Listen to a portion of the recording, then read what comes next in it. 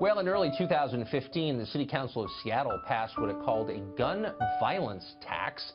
The tax imposed a $25 levy on every gun purchased in the city, along with a 5-cent tax on every individual round of ammunition.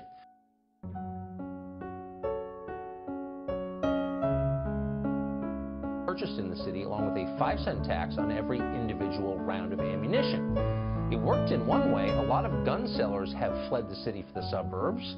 People lost their jobs. Did it work? In the intended way. It was designed to make Seattle safer.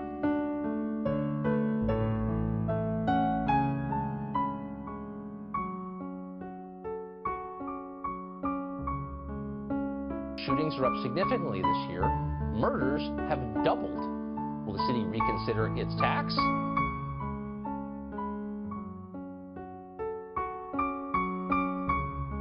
The point was to make Seattle a safer town, but the murder rate doubled.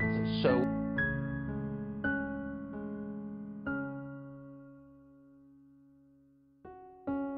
isn't this a demonstrable failure?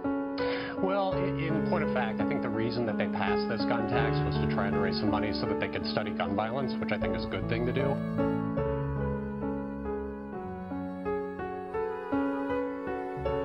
A small percentage of murders in this country are committed with rifles of any kind. They're almost all committed with handguns, the murders committed by firearms. So actually, right. These guns may look scary, and I know they spin you guys into a frenzy because they're terrifying looking, but they don't actually drive the problem. So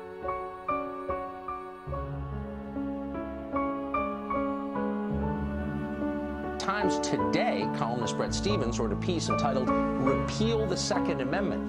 On Facebook, Michael Moore proposed, quote, "a new amendment to our Constitution that repeals the ancient and outdated Second Amendment." The Nation magazine tweeted out a piece titled, "The Second Amendment was never meant to protect an individual's right to a gun." Avery Gardner works for one of the best